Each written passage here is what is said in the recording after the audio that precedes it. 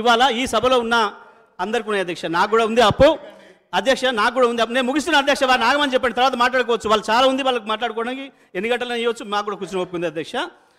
ఇవాళ ఈ సభలో ఉన్న మన పెద్దలందరికీ కూడా చాలామందికి అప్పులు ఉన్నాయి అధ్యక్ష.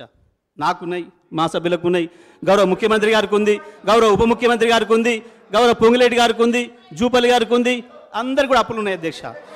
ఆస్తులు ఉన్నాయి, అప్పులు ఉన్నాయి. మరి అప్పులు చేసినామనంటే మనం ఏమైనా బ్యాడ్ ఫాదర్స్మా, బ్యాడ్ మేనేజర్స్మా? మన పిల్లలు జరగొట్టడానికి అప్పు తెచ్చినామన్నట్ట మనం అందరం? దేనికి తెచ్చినాం అధ్యక్ష? మీకు ఇచ్చింది అవకాశం ప్రజలు, మేము బ్రహ్మాండమైన అన్ని వసతులు చేసి మీకు పెట్టినాం, వాడు ఎదురుగా పెట్టినాం, రెడీగా పెట్టినాం.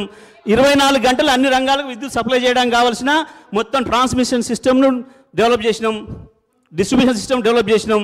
ఉత్పత్తి విషయంలో కూడా 24,000 మెగావాట్ల టార్గెట్ పెట్టుకొని చేసినాం. ఇప్పటికే 19,000 చేరుకుంది. ఇవాళ జెన్కో అప్పులకు సంబంధించి ఇబ్బంది లేదు, అదే కట్టుకుంటారు, అందులో సందేహం లేదు. చేసిన అప్పుతోని అభివృద్ధి చేసినాం.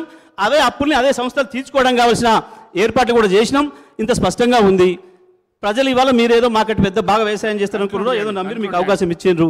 పోయి కట్టుని నాగలి రెడీగా పెట్టించినాం, మేము అన్ని తయారు చేసి పెట్టినాం, భూమి పెట్టినాం, నీళ్లు పెట్టినాం, అన్ని ఇచ్చినాం, విద్యుత్ ఇచ్చినాం, అన్ని ఇచ్చినాం. ఎందుకు మరి నాగలి కట్టడం రాకనా, అరక కట్ట రాకనా, కాడి పెట్టరాకనా? ఎందుకు భయపడుతున్నారో దాని నుంచి తప్పించుకోవడం కొరకు ఏదో అప్పులని మాట్లాడుతున్నారు. అప్పుల విషయంలో అందరికీ ఉన్నాయి అప్పులు, అన్ని సంస్థలకు ఉంటాయి. అప్పు లేకుండా అభివృద్ధి సాధ్యం కాదు.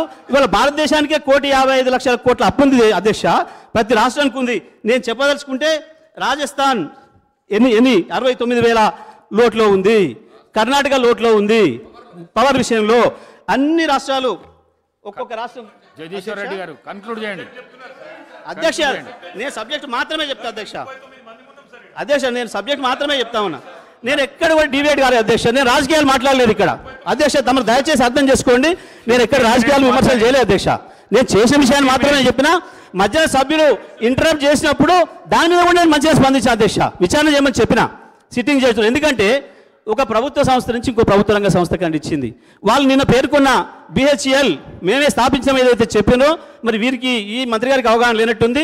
అది మీరు పెట్టిన సంస్థే, దానికే ఇచ్చాం అధ్యక్ష. మేము ఇచ్చింది దానికే ఇచ్చాం, ఎవరికో ఇవ్వలేదు. పారదర్శకంగా పిలిచి బహిరంగంగా వారికే ఇచ్చాం, వారు ముందుకు వచ్చారు కాబట్టి అందులో సందేహం లేదు అధ్యక్ష. ఇక వారు ఇంకోటి కూడా భద్రాద్రి గురించి కూడా మాట్లాడారు అధ్యక్ష. భద్రాద్రి కూడా చెప్తారు అధ్యక్ష. భద్రాద్రి విషయంలో BHEL స్వయంగా ముందుకు వచ్చి మేము 2 సంవత్సరాల కాలం